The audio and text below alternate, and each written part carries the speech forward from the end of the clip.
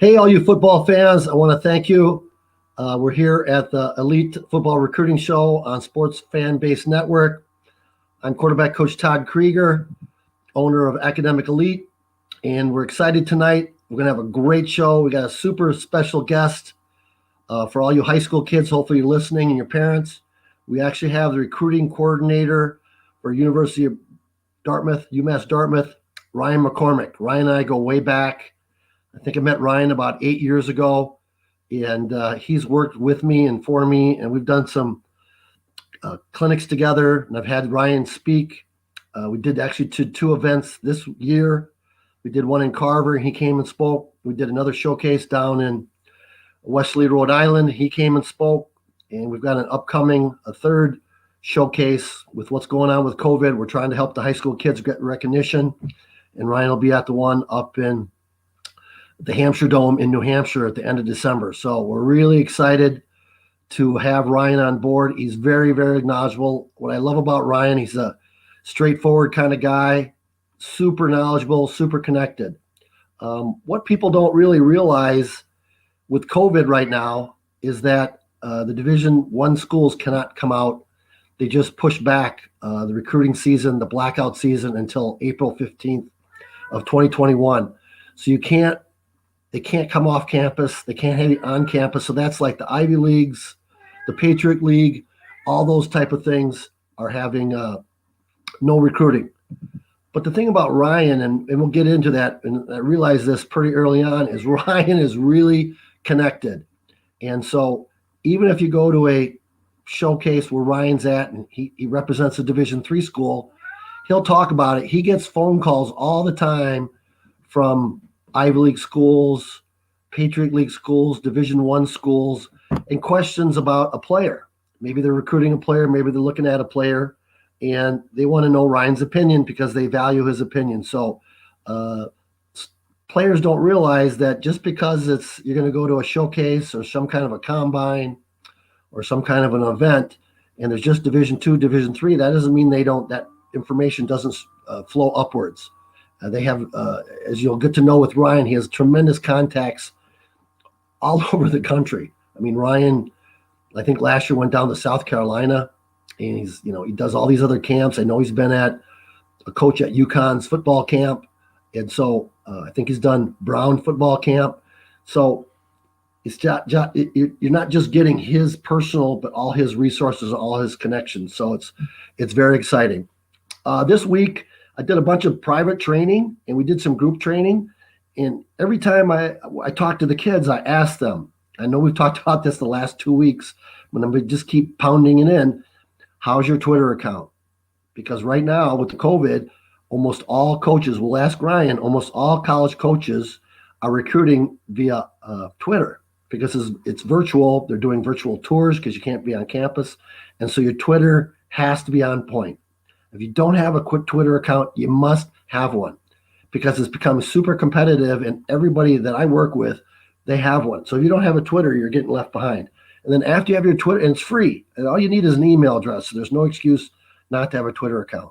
And then to start with, you want to have your name, your grade, your position, your height, your weight, your GPA. If you're a starter or you have a huddle tape, put that up there. And those are the beginning. And then you want to go, and the players then have to do a little bit of time and effort. And I talk about kids, whether you're 20, 21, 22, 23s, 24s, you're never too early to get started in the recruiting process. And then take and create your dream list of 8 to 12 colleges that maybe you'd like to attend, based on geography, maybe their academics, maybe their football, whatever it is. And it can't be just all, Boston College, Alabama, Syracuse, UConn. You need to sprinkle in some FBS, some FCS. If you're a really smart kid, maybe some Ivy League, but maybe you can't get the Ivy League. You want to go Patriot League or the NESCAC. So you want to have all the different areas that you can be in. You don't want to put all your eggs in one basket and say, I'm going to Boston College. And so that's the only one. You need to have a well-versed. And then once you have that list, then you need to go do a little research on Twitter. And I guarantee all the colleges that you want to go to are going to have a Twitter account. And then you go like that. You go follow that account.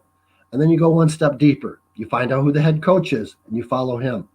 And then you want to find out, like Coach Ryan, he's the recruiting coordinator. You want to follow Coach Ryan. You want to try to find out your position coach. If they have a position coach, not every school, some of the smaller schools don't have one. But all the bigger schools will have a position coach. I specialize in training quarterbacks, so they usually have a quarterback coach or offensive coordinator. You want to follow those guys.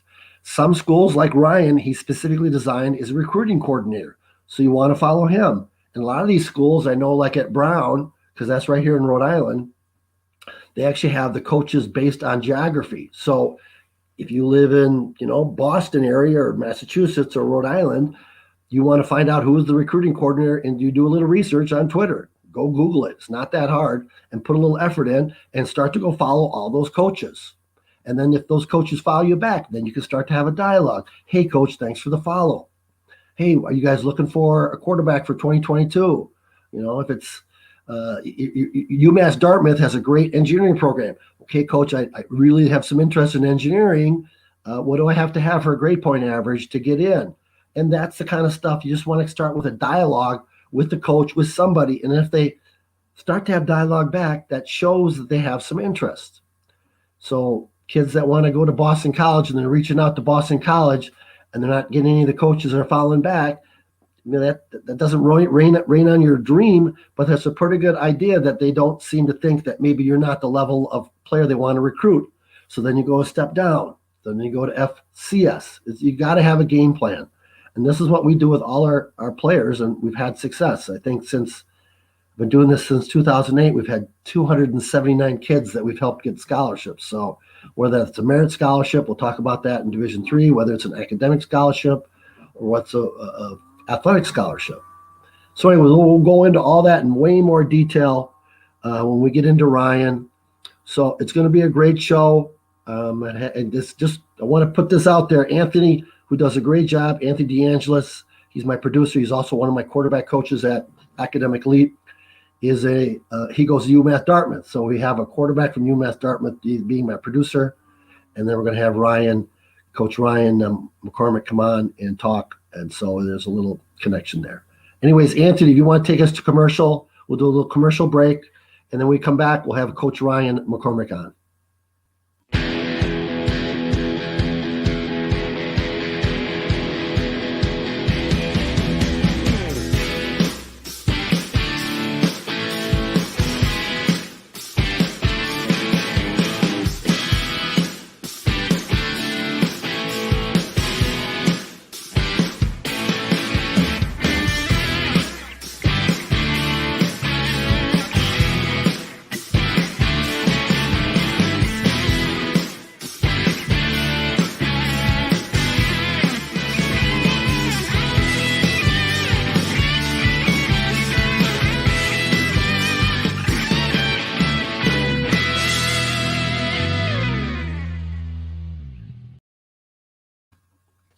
Okay, we're back with elite football recruiting quarterback coach Todd Krueger, and we're here at Sports Fan Base Network, Rhode Island. Super excited for our guest today is Coach Ryan McCormick. He is the recruiting coordinator for UMass Dartmouth, a school here in Massachusetts. Ryan, thanks for coming on. Good evening, Todd. How you doing? Doing great. How about you? Good. Good. I know you're busy. I appreciate taking some time out. It's crazy times with the COVID, but I know, like I said, I've known Ryan for probably 8 years. We've done multiple events together. So, Ryan, why don't you tell our viewers a little bit about your background and your coaching and some of your history? So, I grew up in Wesley, Rhode Island originally, in South Carolina, Rhode Island. Went to Wesley High School, played football, and then I went on play at Salve Regina University, which is a Division III school in Newport, Rhode Island. During the course of my senior year, our head coach was very close with me, Coach Timmy Cohen. His son Liam now coaches for the LA Rams. And I would always help him out with on-campus visits with our recruits, either touring them or just helping them set up overnights with players on the roster. And I enjoyed doing it. And at the time, I wasn't really intending to go into coaching. I was actually looking at law school. I was a really good student in undergrad and such. And he had offered me the GA position to be the grad assistant. which enabled me to get my master's degree for free. He hired me probably late January, early February of my senior year. And unfortunately, what happened with him was he decided to go coach his son, who was one of the best quarterbacks around high school history, at LaSalle Academy. So he had called me up that it was like probably the second, third week of February or so, maybe a little bit later. Hey, I got some good news and bad news. Good news is I'm going to go coach my son. Bad news is I'm leaving Salve. So it was kind of a weird time. Luckily, our defensive coordinator, Coach Arthur Bell, took over and became the head coach and retained me as the GA. And that was a great experience because leading up before Coach Cohen left, we would meet almost 3 or 4 days a week after classes. He would teach me a lot about film breakdown, recruiting, how to look at players. And so then when he left, he kind of passed the torch to Coach Bell, and he continued that development of me as a coach. And I wasn't even done with undergrad yet. And so right away, I had a really tight bond with both those coaches. And they kind of made me their right-hand person, which was a really good experience. They definitely pushed me, but they taught me a lot in a very quick amount of time. And then after my first 3 years at Salve as a GA, and I got my master's degrees, I became the defense coordinator for 3 years under Arthur Bell.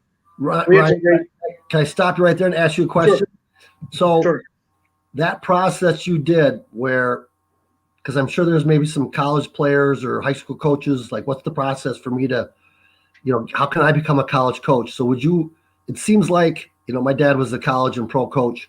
It seems like that's kind of the route now is when you're done playing football at some level, see if you can't get hooked on with the school and do the GA and then work your way up. Is that what you would say is if somebody that wants to go into coaching makes sense? Yeah, that's a natural transition or trend.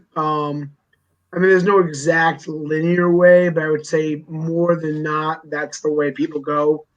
They become a GA, and they really kind of immerse themselves in coaching.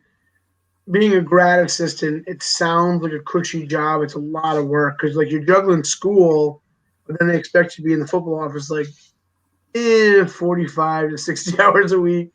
So it's kind of an eye-opener. It's a good eye-opener because it teaches you to be a really good coach. I'm sure your dad told you his stories of him doing it and you as well. So it was a good experience. I'm very familiar. The football coaching industry has a lot of hardworking guys and very passionate. And you can tell right away pretty early if a guy really loves it or it's not, because I know you still have to have a school. You're still going to school trying to get your graduate degree, but you're like a full-time coach, but you're not paid like one. I'm sorry. So you were talking about after you got decided to do GA and you were going to go on, you got past the GA and you started to go more into your first step of a regular coach after you've graduated. Yeah. So when I was doing my graduate assistantship, Coach Bell elevated me to the defense coordinator position. That was at Salve? At Salve. So he had groomed me to be the DC because I was literally every defensive design meeting. The time I started actually coaching when he took over, I was in every meeting and he taught me a lot. And then he actually had me go out and meet a lot of other coaches from other programs. He had a big network with like Marty Fine at Bryant, Tim Stowers was at URI at the time, Phil Estes who was at Brown at the time. So I got to meet these people he was very close with and network with. And he periodically would have me still reach out to Coach Cohen for different things because he's a massive resource. So that was like his tight-knit niche of guys back in the early 2000s that he was close with here in Southern New England. And then from that, I kind of learned how to network and meet more coaches. So back when, to really kind of retread, back in the day back when I first started coaching, schools, universities, and things had big week-long camps. So you wouldn't go to a prospect camp for a day or two. You went for a whole week. Nowadays, they have one-day camps. So those have allowed both kids and other coaches to really network at a high level. You get to get eyes on a lot of kids and you get to meet a lot of coaches. So that situation has evolved the last 20 years rapidly in this whole recruiting process.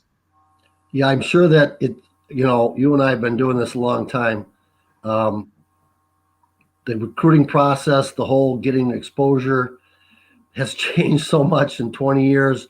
I'm sure back in the day, you were still going and watching kids play on a Friday night. They actually had you go watch a kid play, and then that transitioned to VCR tapes. People sent in VCR tapes for you to review. Then it went from VCR tapes to CD tapes to DVD tapes, and then Huddle came aboard. I don't know, maybe 8, 10 years ago.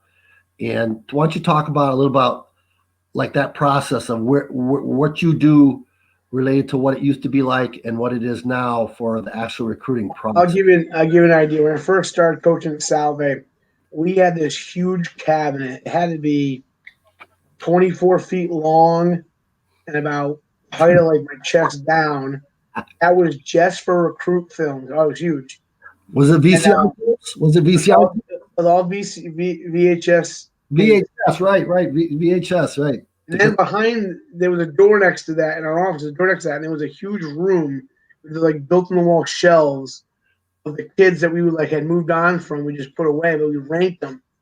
But we must have had, I mean, I kid you not, sometimes 700 to 1,000 VHS tapes in there. So you had the VCR player, you plug it in, you didn't want to get thrown in that other room. No, that was like the leper colony. That was like death. So yeah, so right. So now I'm pretty familiar with it, but walk me through a little bit of the recruiting process because I don't want to skip it. Before we get into the recruiting process, so at what point did you get to you were at Solvay? How did you end up transitioning over to UMass Dartmouth? And then we'll talk a little bit about the football team. You can talk a little bit about that. What happened was I had left college for 8 years. I left college coaching. I coached at 3 different high schools, and at the time I had opened a business, and my mother was really sick. She had passed away, unfortunately. So Why don't you go ahead? I'll get you. One time you can plug your business. Go ahead. Well, it's a risk management firm. We do work for insurance companies and lawyers and states, so it's kind of a unique niche business. Not something you can market to the regular lay people because it's not my client base. You guys own a private investigation business, right? Yeah. Mm-hmm. Yeah. Right. We call it risk management because it's more than just more than your cookie cutter. But so time people don't realize the hours you have to put in. I mean, you put a lot of hours in high school too, but college is a 7-day a week, 363 day a year job, literally. There's no days off. It's you're always doing something. It's a hardworking business. It is not for everybody, but there's a lot of people that just really love it and they don't mind putting the hours in. My dad was a coach my whole life, and I didn't see him that often, but I knew he loved what he did, and he was good at it. So yeah, so I this was a good experience for me. I'll explain why. So I coached at 3 different high schools in Rhode Island. I coached at Middletown. I coached at Rogers, and I coached 2 years at Mount Hope.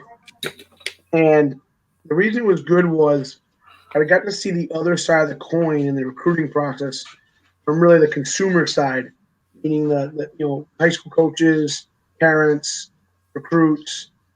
And so it made me a better recruiter because I understood what their check the boxes were or the lens they were looking at from, which is important because if you know your market, you got to know the good, the bad, and everything in between to properly analyze it. Because you're not just recruiting the kid athletically, as you know, Todd, you're recruiting the kid socially, academically. You're recruiting the whole student athlete. You're recruiting who he is as a person because that fits your chemistry of your team and then the university.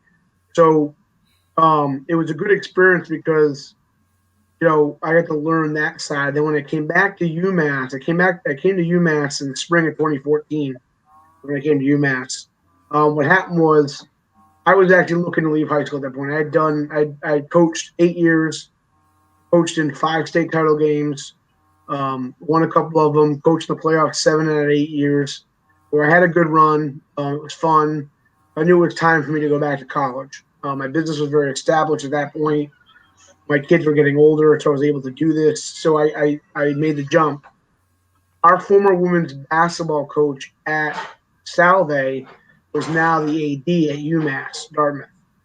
And she had said to Mark, our head coach, hey, I got a guy you should look into that's looking to come back to college. And so I reached out to Coach Robichaud. We met. It was a great conversation. And that's pretty much all she wrote. And I got to hit the ground running real fast. My experience at high school made me a better recruiter once I got to UMass because of that experience, to add to my Salve experience. So that's pretty unique, pretty cool story. I can totally relate. If I had a chance, but because I've been in the industry, the recruiting process is really, people don't realize, they think it's this glorious thing. It's kind of like a sales position where you're going to get a lot of no's. Like, you want to talk to kids and they'll have multiple offers, and there's a lot of rejection. Part of it is their academics and what they can get in. And we'll get into that in more detail in the second half of our show and talk about that in more detail. But it's, the recruiting piece is a lot harder than people realize, isn't it, Coach? yeah, because it's not a straight linear process. Everybody just thinks you automatically get an offer, and that's where I'm going. And I tell kids, okay, you get in writing what the offer is. Is there any stipulations with that offer? You know, what is that offer? Quote, that offer, quote unquote. Because a lot of kids, they think a coach says, "Oh, we're thinking about offering you." You think that's an offer, and I tell kids, listen, you might get offered by an FCS school, say School X, and that's a very high end, expensive private school that costs almost $70,000 a year, and they might only offer you $10,000 in a football scholarship. Well, how are you going to cover the other 60? So a lot of kids don't realize that in an offer, depending which level it is, because FBS is FCS is D2, there's limitations and there's also constrictions to that offer. So, sometimes an offer to one school might not be as advantageous as you think, or it might be as advantageous. It depends. And they might just move on from you because, let's say their offensive coordinator leaves, they get a new OC, it's a whole new system. You no longer fit the system at your position. Well, guess what? That offer is going to go away. And not just because that guy doesn't want you, because you don't fit their system, or vice versa. That happens a lot at the quarterback position. I've had where he was kind of a pro style kind of guy, and it happened that I had a guy at Chris Laviano at Rutgers back in the early 2010, 2011, 2012. He was the starting quarterback as a redshirt freshman. He was doing great. Coach got fired at Rutgers because they moved into the Big Ten. Brought a new coach in, Coach Ash. He wanted a dual threat, and it was just the wrong system for what he was. Like you said, they didn't recruit him, so they had their own kids, and then next year he was out. And that happens, and it's unfortunate, but that's part of it. So tell me a little bit more about you at Dartmouth and what Dartmouth football is about, and that for the next 5 or 6 minutes, and then we'll do a little commercial break. So offensively, you're an offensive guy, and I coach an offense at the running back position. We're a zone read tempo spread team, so we go fast. We're fairly balanced. Last year, we're the best throwing team in the conference, one of the best throwing teams in the country. Coach, because everybody knows, why don't you tell what UMass, what conference you're in, kind of what you do? So we're in the MASCAC conference, which is an all-state school conference here in New England. It's all the Mass state schools that play football. Included, in addition to that, it's Plymouth State and Western Connecticut.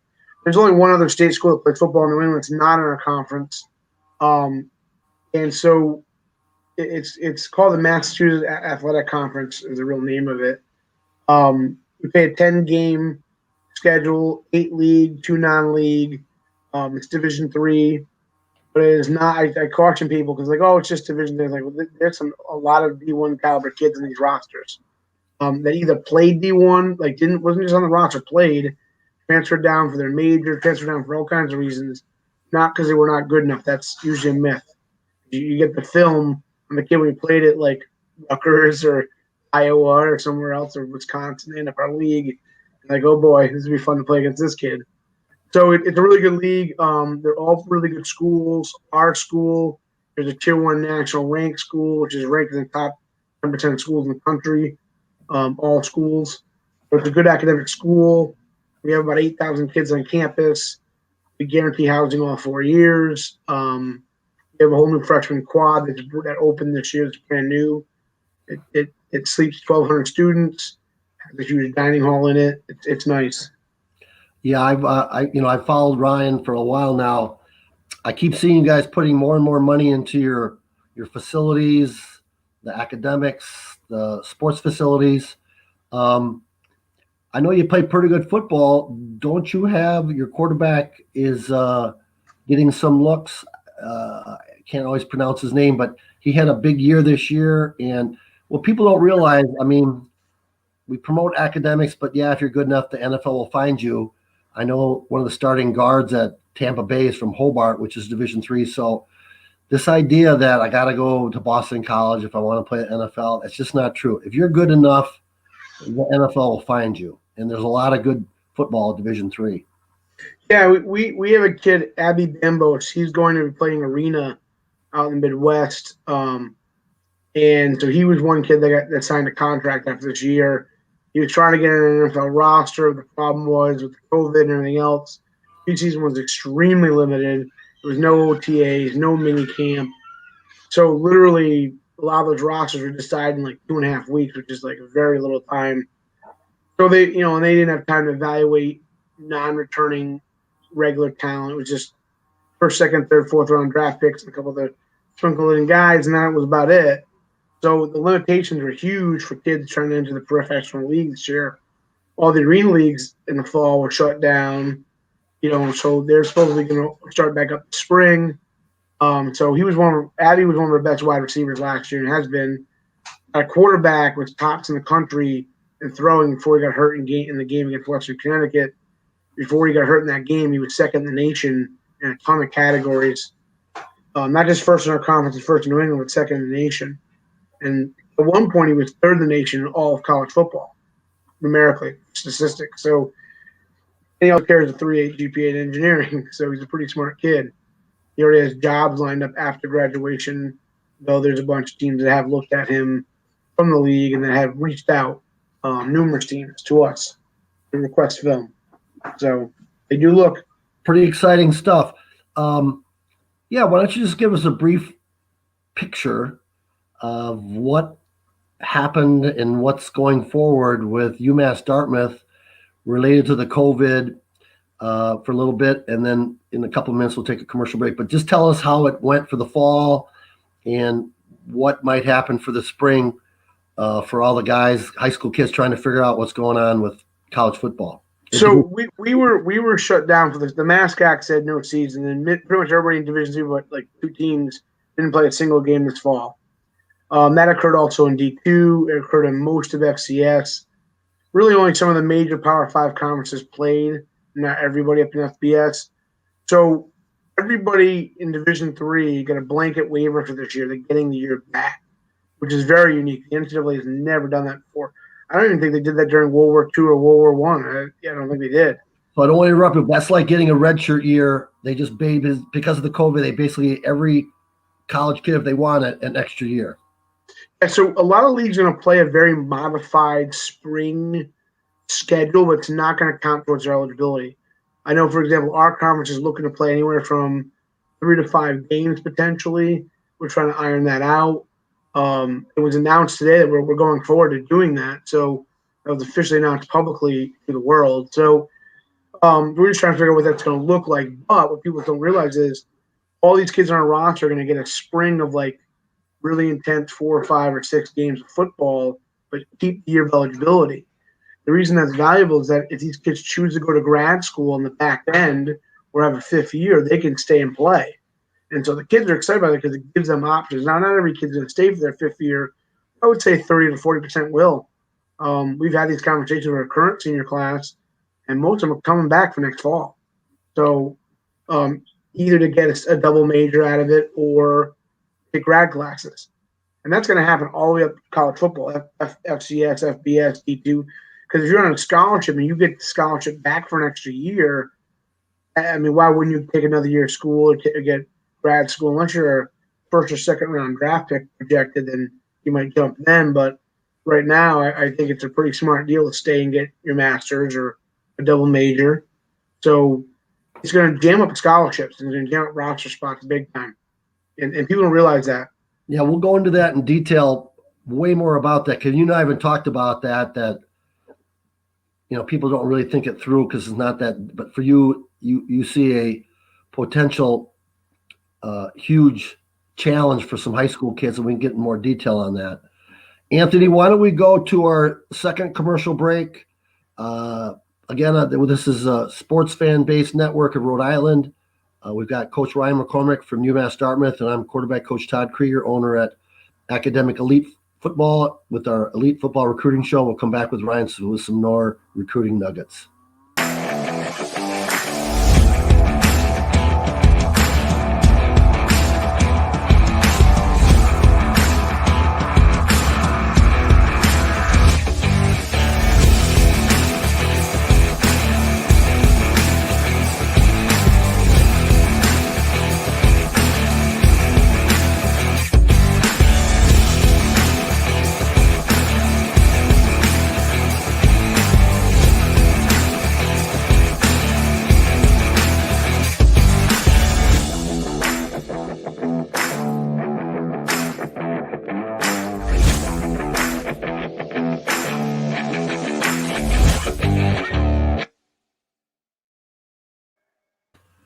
Hey, we're back. Quarterback coach Todd Krueger with the Elite Football Recruiting Show, sports fan-based network, Rhode Island.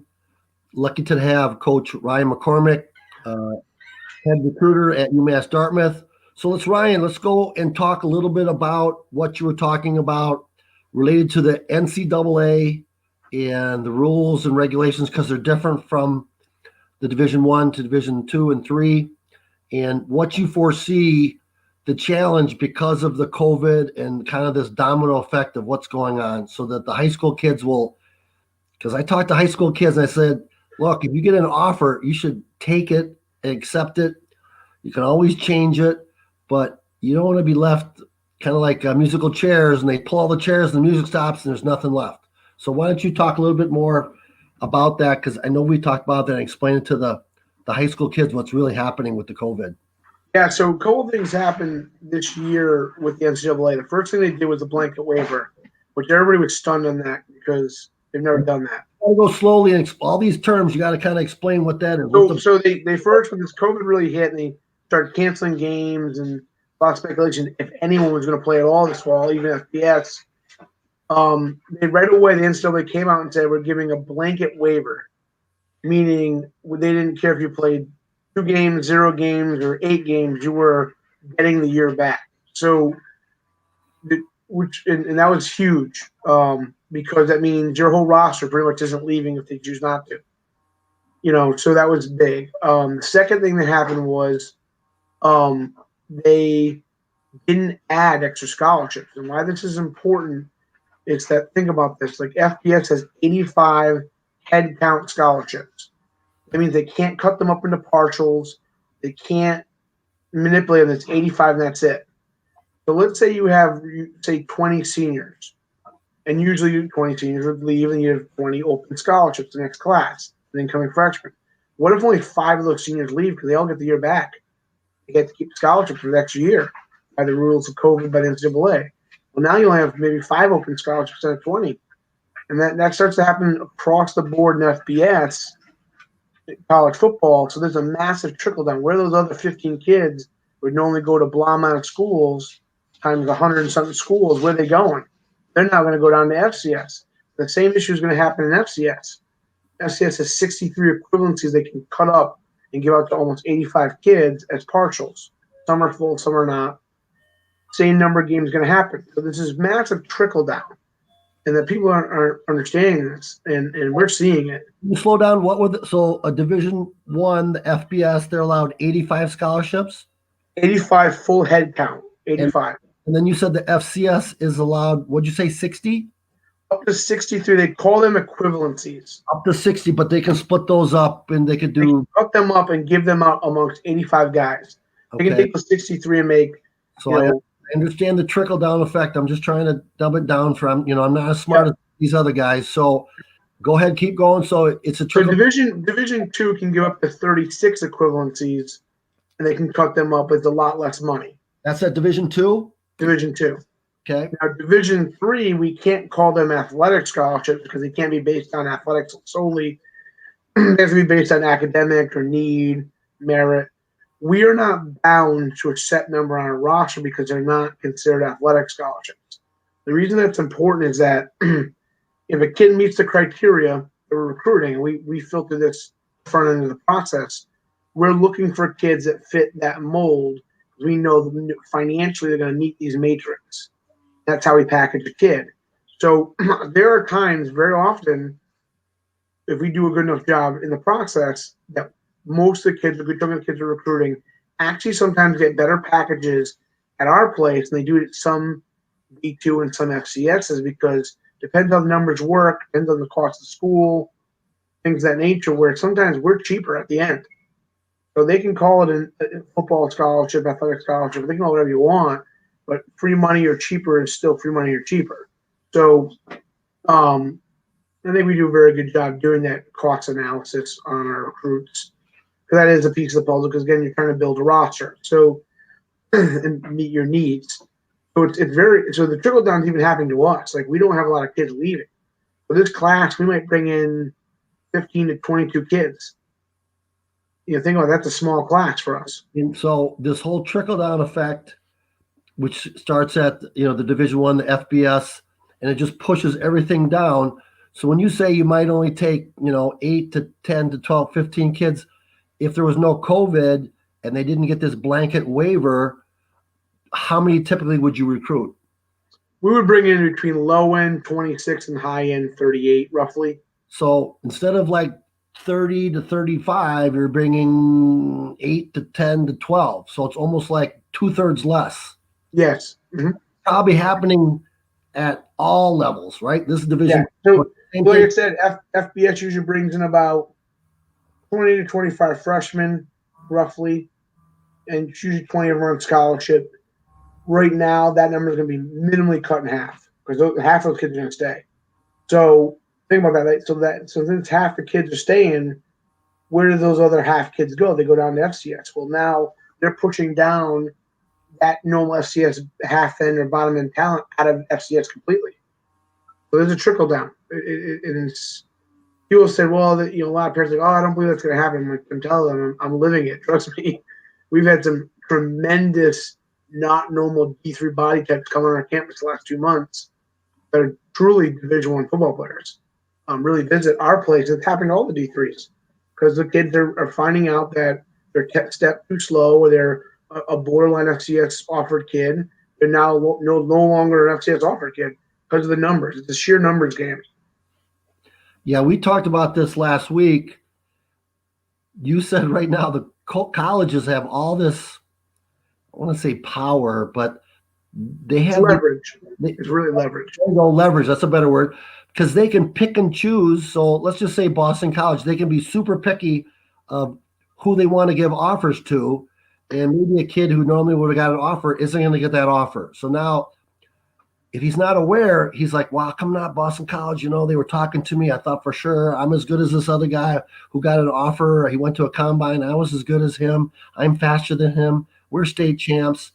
And like, well, I'm going to wait for my Boston College offer, and maybe Assumption or UNH or URI's offered him. And he's like, you know what? No, I don't want to play at FCS. I'm guessing that happening a lot across the country for and that same process is, well, I don't want to play at UMass Dartmouth. I want to play at a Division II school. I'm going to hold out. And that whole strategy used to work in the past, but that's going to get the kids in a lot of trouble, and they're going to be left holding the bag. Is that right? Yeah. So the FCSs and D2s, 3/4 of their roster that are on a scholarship are not on a full. What that means is they might say the school costs $60,000 a year, room, board, tuition, fees. They might give that student athlete $20,000 in a football scholarship, and then another $10,000 in academic, and then an unsub staffer loan. Their packages $35,000 a year out of the 60, but they got to come up with the difference of the $25,000. you got to understand, because of COVID, a lot of schools, especially privates, lost a lot of money in their endowments. Now the Ivy Leagues stayed pretty strong. Their endowments are amazing. The NASDAQ, the Patriot League, they have very good, well managed endowments, but they still lost a little money as well. Some of the mid-level privates that were decently funded, my alma mater, Salve, their portfolio of their endowment isn't the same as it was 12 months ago. That I can tell you. So, with that being said, they have less institutional money they can give out, and so a lot of the schools in like the NE10 are mostly private schools. They're fairly expensive private schools, all good schools, but they're going to run into some financial issues for making packages. For people who don't know, because Ryan's, he says things that maybe they don't know, maybe the people are novice. The NE10 is the New England 10, and that's a mostly Division II football conference here in New England, right? Yeah. So New Haven. So the Pace is in the league. Pace is right over the line, New York from Connecticut. So Pace is over in I think it's Pleasantville. So it's Pace, and then all the rest of the schools are New England. Most of the schools other than Southern Connecticut, who's in the league, are all very expensive private schools. All good schools. But the problem those privates are going to run into is budgetary financials to give more institutional money. They're going to have to scale it back by about 5-10%. They normally give out all students, including student athletes, because they're going to limit it with institutional money. They're going to stack on top of athletic money. The problem with that is it means now a kid that would normally afford to go to, say, Stonehill or Assumption, places like that, which are great schools, they might not be able to afford that difference in the cost, so they got to look at different places. At the end of the day, money is a big piece of the puzzle in recruiting, so it's going to be unique. It already has started. Yeah, so kind of review, you're talking about, say you were thinking of going to Assumption. My son goes there. It's a Catholic school. It's a great school. It's a private school. And maybe it cost, I don't know, I think it's like with room and board, it's about 60, 65, something like that. And normally before you could get a package, maybe not a full scholarship, but they might give you half. Maybe they give you 40,000. And what you're saying is because of the COVID and reduction in the economy, the schools are kind of like businesses too. They get their money from tuition to run all their programs, their academic and athletic. Maybe they don't have as much money, so instead of offering you 40, maybe they don't offer you 20. Is that what you're saying might happen? Yeah, it may not be that big of a difference. It might be instead of 40, they're giving you 32. But that $8,000 for a family might be the difference of going there or not going there. You know what I'm saying, Todd? So my brother's Assumption grad. It is a great school. So literally all these schools are going to be dealing with this. Plus, this past spring and this past fall, all these schools, a lot of schools did not have all their kids back on. A lot of universities, a big financial driver is room and board, so private or public. So, like, we only had 800 over 8,000 kids on our campus this fall. Think about that. So we were at 10%. Only 10% of the kids were. So that means you lost like 90% revenue on room and board, yeah. Mm-hmm. And so that's probably pretty much all the colleges. Yeah, I mean, there was very few schools that were able to pull off everybody. I think most schools were at least only at 75% capacity. I would say half the schools were less than 50. There were some schools that were at 0. They were all remote. And since Thanksgiving, I would say at least 75 to 80% of schools had to go to remote because of the uptick, which I don't know if schools are giving back money, like prorated for that part of the year. It's a couple weeks.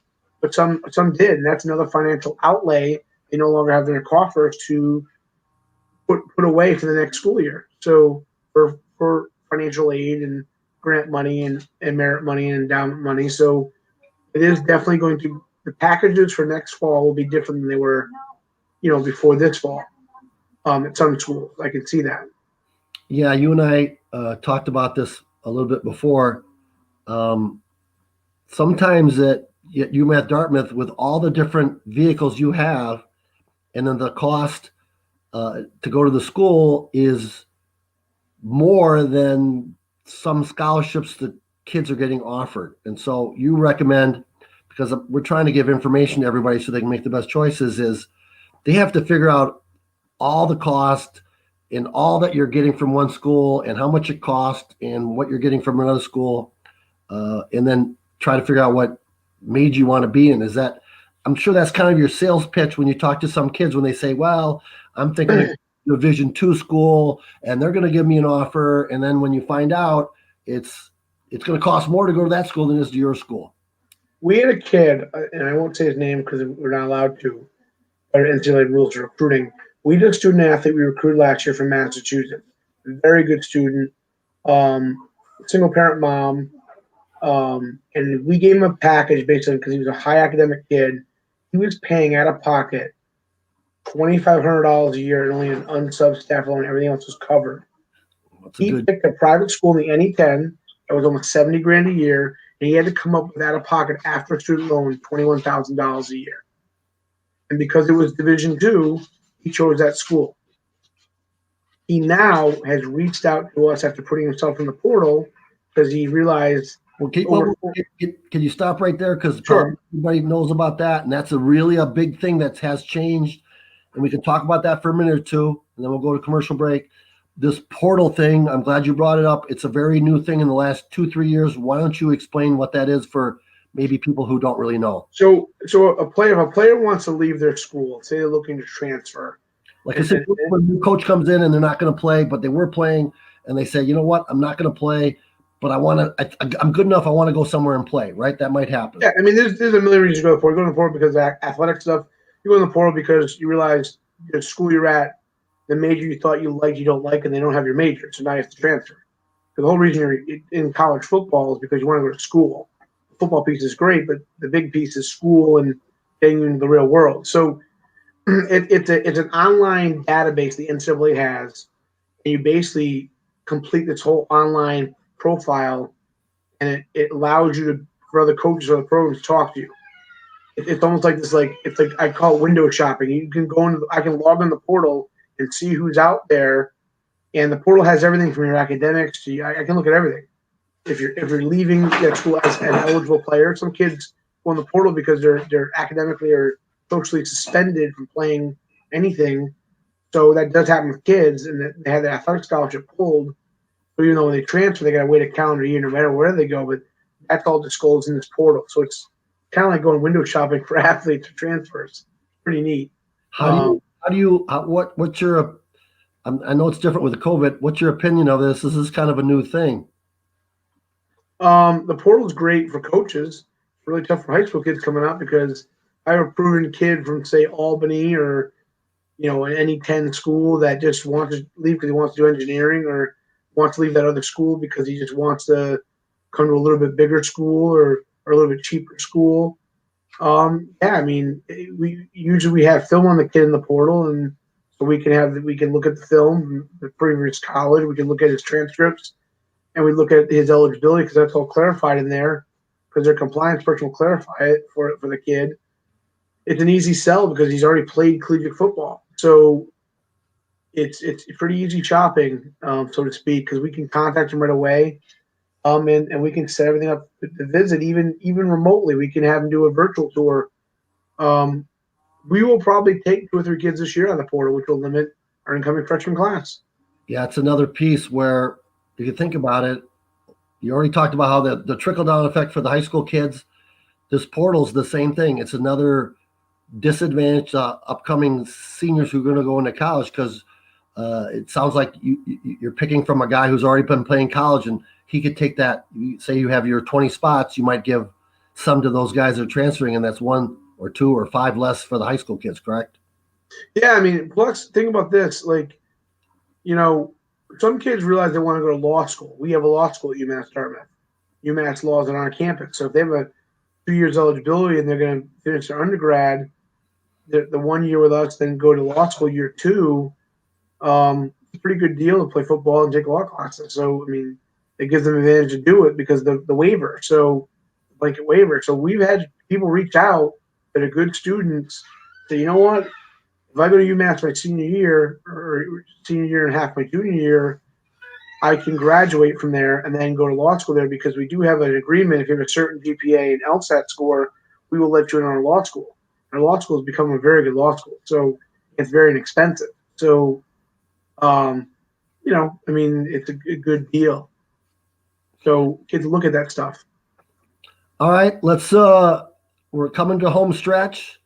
I'll have Anthony do one more commercial, and then when we come back, we'll have Coach Ryan. I'd like to have you talk about when you're actually out recruiting, at a showcase or whatever, if you're doing something online or looking at his huddle, actually kind of tell us what you look for. Sure. All right, Anthony?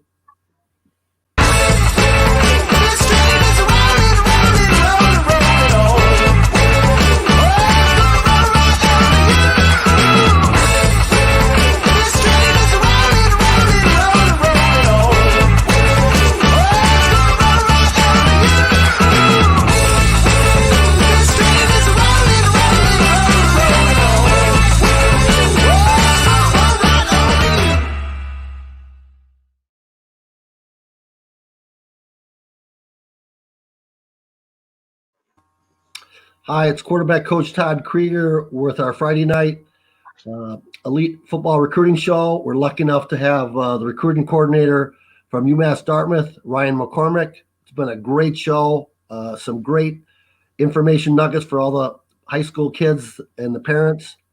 So I know you go out, you've been to some of my events, and I know I get asked by the parents, what do you look for in kids? And like kids want to know, okay, well, I'm getting recruited by Division II, Division III. What separates, say, a Division I kid when you're looking at them versus a Division II kid versus Division III kid? Just kind of go through, because I know you've done some stuff at the big camps. You go to UConn, you talked about that. Just kind of go through what you look for, and so maybe some kids can understand why they're not being recruited by Boston College or vice versa. So, real quick to kind of give my background, not this summer obviously because of COVID, but last summer I did 61 different camps, Division I. Wait, did you say 60 or 16? Yeah, 61. 61 camps. Mm-hmm. I spent the whole summer at one-day prospect camps. And the beauty of that was, one, I got to see a lot of kids.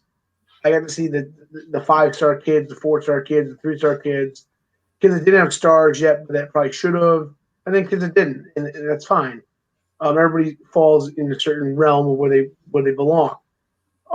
One thing I was taught by a lot of FBS coaches, places I went, was for one, was consistency.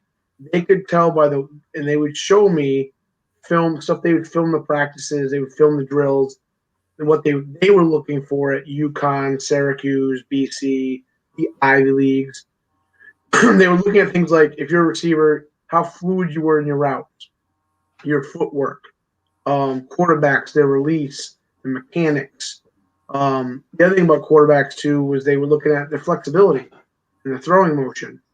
They looked at their frame, things of that nature. They did every single Division I camp I went to. In their testing, they did a flexibility test that was really valuable in how they looked at the kid's flexibility, his ankles, his knees, his hips, and his shoulders. And they said if you graded really poorly in that, no matter what you lifted and what you ran, 9 times out of 10, they would back off on that kid, because they said usually that kid would be prone to an injury, of blowing an ACL, tearing something in their shoulder, because of the lack of flexibility and pliability in those areas. They were very strong about that. They looked at coachability. They looked at kids, if a kid can't be taught because they can't lock in and they're very immature, it doesn't matter how athletic they are, because they can't evolve. They can't develop. That's the biggest piece, is development. So, they also, coaches would ask me, hey, with so-and-so at this camp, he told me, a lot of Division I coaches joined. I've done your camp, Todd. I've done a lot of camps. Other coaches will ask, hey, did you see so-and-so at this camp? I was like, well, they were supposed to, but they blew it off. And that's a big negative check the box. The worst thing a kid can do is tell the college coaches they're going to go to this camp this weekend, because they're going to check around and find out who's working that camp, and they're going to ask our opinion. Because if I say a kid that's a dude, I'm going to pass his name up the ladder, all my friends that I know through Division I, FCS, FBS, say, hey, you should look at this kid. Now, They might look at them, they might like them, and they might not. And they might watch from afar, like a fly on the wall, and see what the kid does, his development the next going forward, and how young and old the kid is. So they do look at that stuff. They also look at how hard the kid's working. If he's not getting better, he's limiting his development. That's a big red flag. So, if they're not doing like these small day camps, I call them, and they're just not doing anything, and all they're doing is lifting at home and doing very little development, that's a red flag. It means, how much do you love football?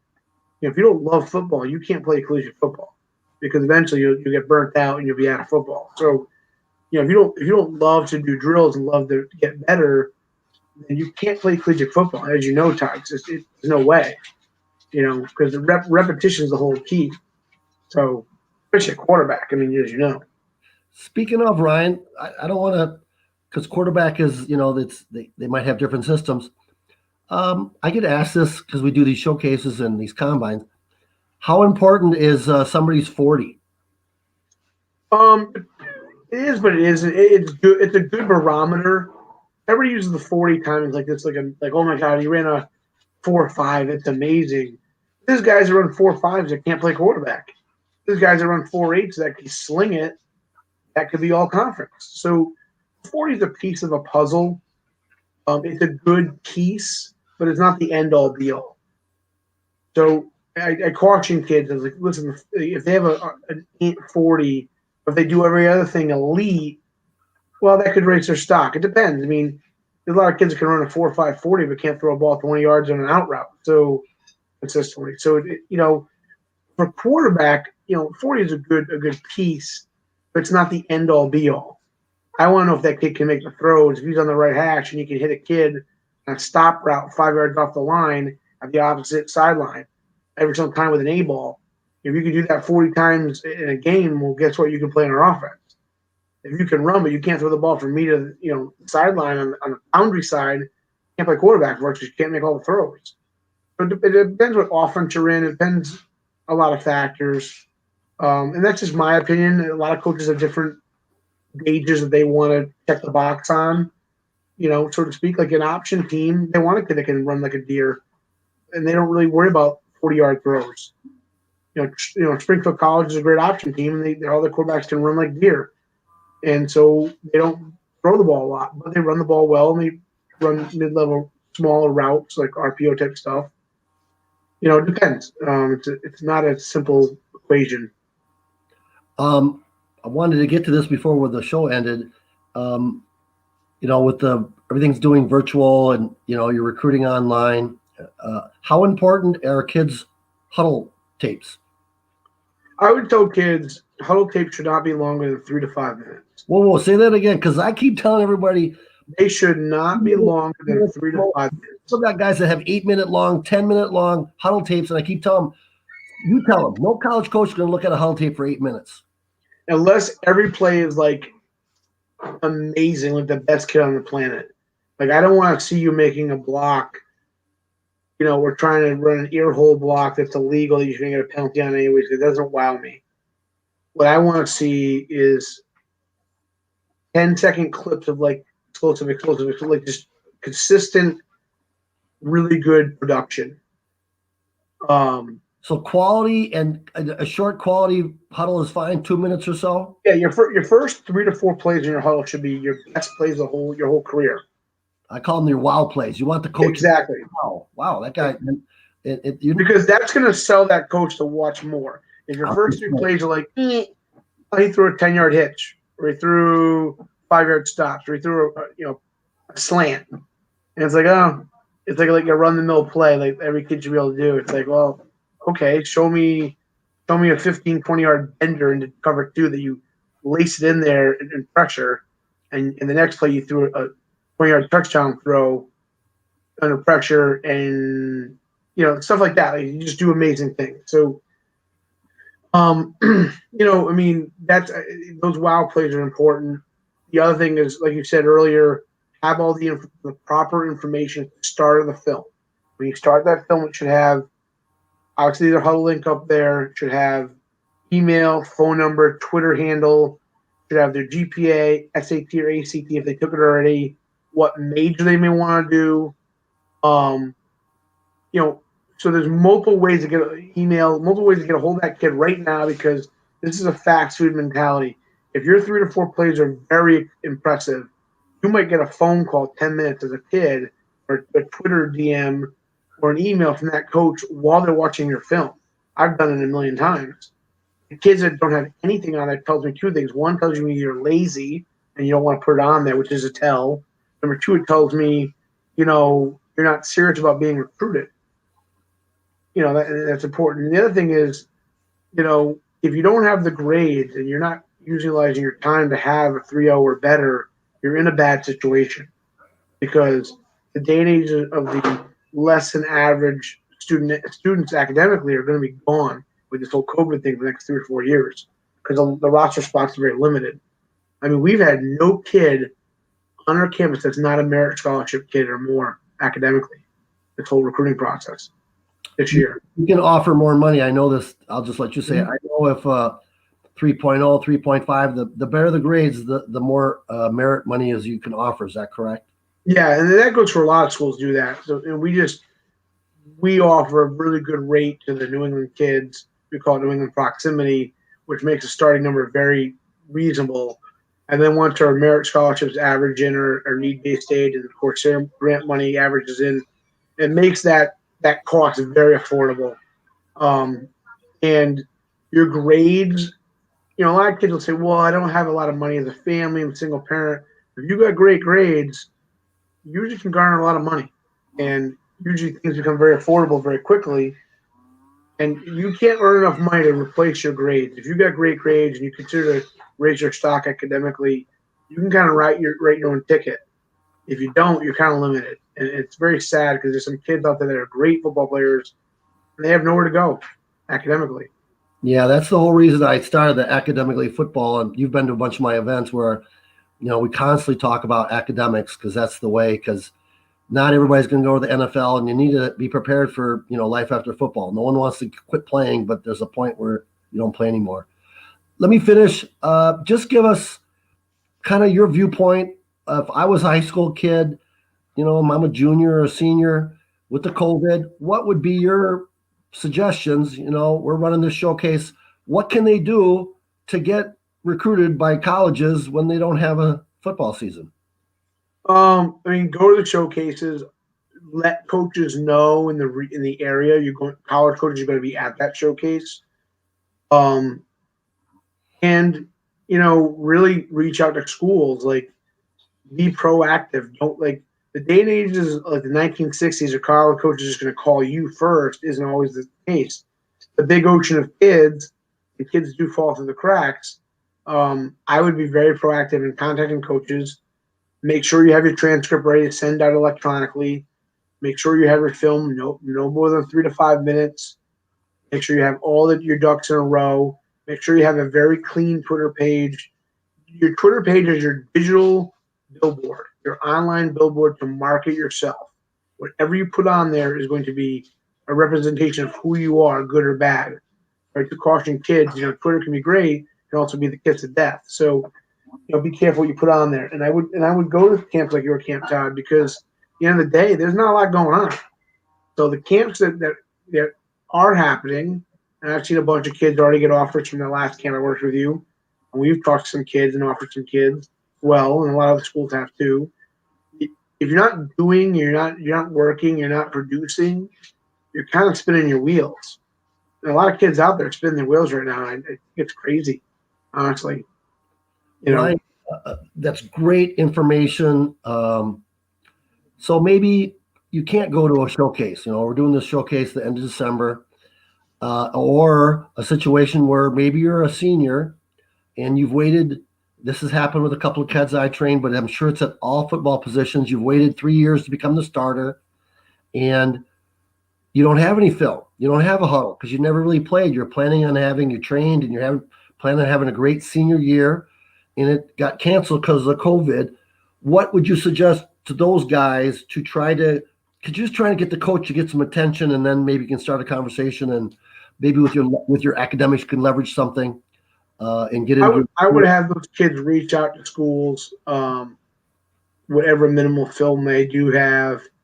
So how about they do personal? I know you told me before, if you're really serious, go videotape yourself working out, right? Go do Yeah, something. oh, yeah. Your So buddy, like I told kids, do something positive. create your own You know, highlight tape or something showing you out there working, so the coaches can see. You got to promote yourself, correct?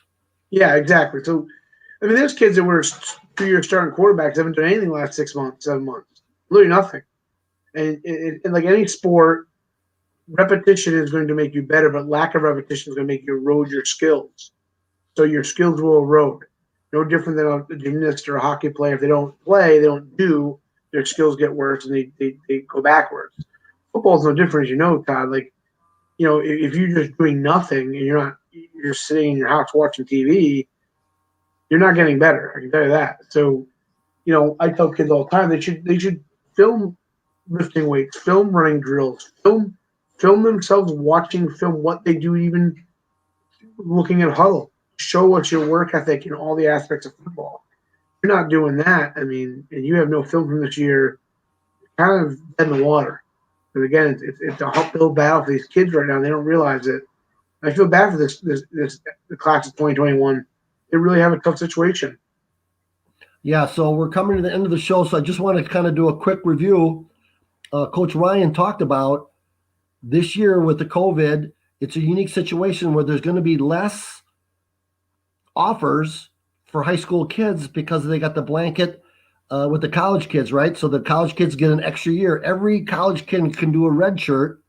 And so the kids, whoever take that offer up, that's going to trickle down to less offers for high school kids. And so it's a unique situation. And then because of that, you want to put yourself, it's so competitive. You want to put yourself in the best possible light. So that's your Twitter account, your academics, your grades, huddle tape, all those things you talked about to self-promote. And the piece that you talked about is you have to be proactive. I heard you say that on Twitter. These guys sitting back and waiting for the coach to DM them and talk to them, that's not what they need to do. It's super competitive. They need to go out and be proactive, find the coach, try to get a relationship with the coach, try to get a conversation with the coach, try to get the coach to notice you. And then from there, you can kind of get started. Does that make sense? Yeah, that's exactly what they should be doing. I mean, that's a spot on analysis summary of it. If they're not doing those things, they're in hot water. Especially a quarterback. I mean, quarterback is such a I tell people all the time, it's hard to play college quarterback at any level because it is very competitive. It's hard to get on a roster and be a quarterback because it's extremely competitive. So getting repetitions with an expert like you is ultra valuable. If they're not being taught by somebody that played this position at the collegiate and NFL level, minimally the collegiate level, they're on the outside looking in because most teams will carry between low end 4, high end 7, 8 quarterbacks in the roster. There's only 600 college football teams in the whole country, Division I all the way down. So you're talking 600 times 6. Do the math over 4 or 5 classes. Not a lot of kids. Very limited spot. So to be a quarterback in a quarterback room is a really elite kid or a really hardworking kid trying to become elite. We have a couple of quarterbacks in our room that aren't elite coming to high school, but they work their tail off and they're willing to die in the sword, so to speak, to be the guy or try to be the guy. And so we respect that in our quarterback room because we want kids that are driven, ultra driven. Because if you're ultra driven, I can count on you. Because I know you're going to try to the end of the earth to be the guy, and that's very valuable. You can be the most talented person on the planet, but if you're not driven, that talent eventually takes you only so far. So that position at quarterback, going back to being driven, meaning getting reps in, working with people like you, Todd, because that's going to be so valuable. Mental and physical reps at the quarterback position those are such valuable seconds and minutes of your life. And if you think you just can go throw in the fall and kind of go in cruise control the rest of the year, there's no way that kid's playing college quarterback. It's not real. A couple more things. I know everybody's big on their social media, and I know, I specialize in quarterbacks, and so I know this for sure. And I talk to my clients, college coaches, their jobs are on the line by the kids they recruit. And so they have to know that they can trust the kid. So if you bring a let's just say a quarterback. You bring a quarterback in, you've got to feel that you have that you can trust this kid. He's not going to go out and be a problem on the team or in the classroom or on campus. So that's a piece of what you look at when you start to recruit certain positions. And so, an extension of that, of their trust and good decision making, is their social media. Is that correct? Yeah, I mean, you don't want to be putting stuff out there that's controversial. You don't want to be putting stuff out there that's negative. Like I said, social media can be your best friend or your worst enemy, depends on how you use it, what you post, what you do with it. And like you said, the quarterback position in our offense, he's really the biggest piece of the puzzle because of what our offense does. We've been blessed here to have the last 7 years I've been here. Every one of our starting quarterbacks has been a really good person off the field, a really good student, and also a really good quarterback. We've had the best quarterback in the league almost every year the last 7 years, which is rare. It's hard to. But we've done a good job recruiting the right kid and also the right kids behind them. Because even though they're the right guy, the people behind them in that room have to be motivated enough to push to try to become them, which motivates the starter to be ultra elite. So we've been lucky. We've gotten kids from Utah and your camps. It's great. Despina, Anthony. So that room has been really good. We've been lucky. We've done a good job networking, good job evaluating, and good job guessing a little bit, so to speak. Yeah, it's there's some luck involved. Sure. You always think, and I know that, not to plug my business, but you've been to a couple of my events, and there's an opportunity that maybe some of the guys that are at my showcase or that I train might get an opportunity to play at UMass Dartmouth. I'm excited about that. I've had some luck putting the guys over at your school. Let's go to finish on the flip side. Unfortunately, we talked about all the kids that are the 3.0 and the high academics and 3.5, but for whatever happened, maybe they had a situation at home or didn't pay attention when they were early, whatever it is, they struggle in school. And why don't you talk about the minimums, what's required to play college football and what that entails, and what can they do? I know you have some probationary type programs for kids who aren't the top end students, but there's still an opportunity for them to maybe find a way on to play college football or prep school. Why don't you talk about that a little bit? Yeah, at our school we have a program called College Now, and it allows us to bring in a couple kids a year, not many. You have to have a 2.1 core GPA to go in the College Now program. You have to graduate high school. We have to take certain classes minimally. So typically, would you say most kids need like a 2.1 or a 2.2 to play college football, whether that's Division III? Play FBS football and FCS football, you mean a minimum of a core 2.3. What the key word you said was core. Why don't you explain what that means? So core means they take your 10 core classes, they back out the rest of your classes off your transcript, and they reconfigure your GPA on those 10 core classes. So you might have a 2.7 overall. When they back out all those other non-core classes, you might barely have a 2.3. They reconfigure your GPA based on solely those 10 classes. What are those core classes? You're talking about like English, math, things like English, math, science. You can use certain history classes. But they're backing out a lot of electives. They're backing out phys ed. They're backing out a lot of those type of classes because they're not core classes. So they're going to look at things like physics, chemistry, bio, U.S. history. They're going to look at English. They're going to look at your mathematics courses, geometry, algebra 1, algebra 2, pre-calculus, things of that nature. They're going to look at those type of classes, and those are what they're going to put into that core 10 to come up with what your core GPA is. Division 1, FCS and FBS require 2.3. You can't get around it. You have to have it. Division 2 requires a 2.2. Division 3 doesn't require a core GPA. However, most schools in Division 3, their minimum requirements, unless you have an alternate admissions program, like our minimum GPA for a non-college now kid is a 3.0 and a 1080. Now, if you want to do engineering, it's obviously going to be higher. It's going to be more like a 3.2, almost 1100. If you want to do pre-med, it's going to be higher. 1100. You're talking about their SAT score. SATs, yeah. Mm-hmm. So, but we do have an alternative admissions program. What's your we view? can get kids in. Sorry, go ahead.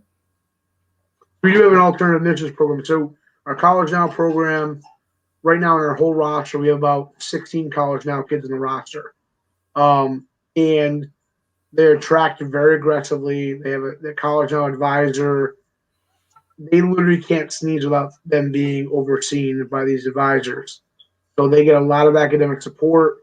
And a couple do not make it, obviously, unfortunately, but it's a very good support program to get a kid into UMass Dartmouth that normally would not be admitted.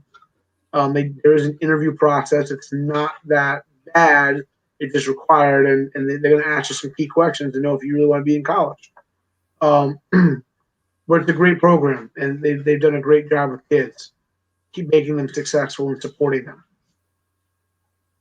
Well, that's fantastic, Ryan, because it's important to give everybody a chance, maybe whatever it is. And I'm a firm believer through hard work, you can achieve anything. So maybe you had a bad start, but there is a vehicle if your grades aren't so good to get into college. And then once you're in college, you can start all over, and maybe you've matured or learned how to do a better job studying or whatever it is. So thank you so much.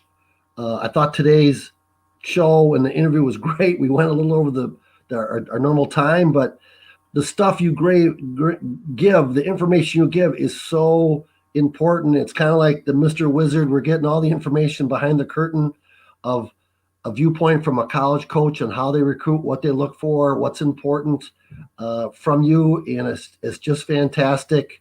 I know you're going to probably be at some of our upcoming events. You always come to our events. So anybody who has any interest about Coach Ryan and UMass Dartmouth and the engineering program and all the great programs they have it there, you're going to be at the showcase that we're having in New Hampshire the end of December, correct? Yeah, that's a great facility you're having in town. It's a beautiful facility. So, it's one of the premier indoor facilities in the Northeast region. So, anytime you can get into a facility like that and get some work in, it's pretty awesome. Yeah, it was kind of predicated with the whole COVID. I live in Rhode Island, and the rules are getting a little more strict. Same with Mass, and so New Hampshire is a little more lenient about some of the requirements, and so we're able to rent an indoor facility. We still do all the COVID requirements, and the coaches wear masks, and the parents can't come in. They can only have one parent and all that. And they do social distancing. They take your temperature. So we're doing all those things, and we still do social distance, and we keep the kids in groups of 15 or less. So there's safety procedures that we're doing, but it is a great facility, and we're excited that we can have something. And again, it's another chance for kids who aren't playing football to get exposure. And it's good for the seniors, but it's also good for the young kids because they can go there and kind of measure themselves. I get kids who are freshmen or sophomores like, I don't want to go. I'm not ready. And like, I just think anytime you can go compete, you can see what you're good at, and then see what you need to work on against the other kids. And then there's going to be coaches there, and you're going to make connections and relationships. And just like you said, you just never know where those relationships lead you and how you might tell another coach about this kid that you saw and take a look at. And then 2 years from now, he goes to that camp and the coach remembers it. All that stuff is kind of how it works. And you just never know how it turns out. So I just feel like any chance you get a chance to compete in front of coaches, you should do it. Yeah, definitely. I mean, again, reps are invaluable. And then, you don't know whether college coaches are going to show up, and they might just give you a little tidbit of information that in a drill or whatever that's just very valuable to learn from. Anytime you can learn from somebody at the college level or higher, or been at the college level or higher, I just think it's really valuable. It's just good to, like you said, it's great to network. It's great to meet people and get on the mental Rolodex, so to speak, because you never know where it's going to take you. All right. So again, I want to thank you so much, Ryan. It was a great show. Why don't you, if a kid wants to reach out and learn more about UMass Dartmouth and about you, and to reach out to you, what's the best method? Are you a Twitter guy? Are you an email guy? I'm a Twitter guy. My email address is ryan.mccormack at umassd.edu. But my Twitter handle, I always forget, I should know it off the top of my head. My Twitter handle is Go slow. Go slow. at UmassD Coach MCC. All right. Why don't you say that one more time for all the guys? And look, I'm a huge guy on Twitter. I have Quarterback Guru. Any of these things, anybody can reach out to me. I'm connected with Ryan. I'll help you. So go ahead and say it one more time. Your Twitter handle. It's at UmassD Coach MCC. All right. So once again, I want to thank Coach Ryan. I want to thank Ron for letting me host this show with Sports Fan Based Rhode Island Network. I want to thank Anthony for producing the show. It was a great show, lots of nuggets. This will be up on YouTube and will be all on all our social media to listen and learn. And then, Ryan, I know I'll see you again up at the Hampshire Dome on Monday, December 28th at our showcase. You will. Thanks, Todd. Thanks, Ron.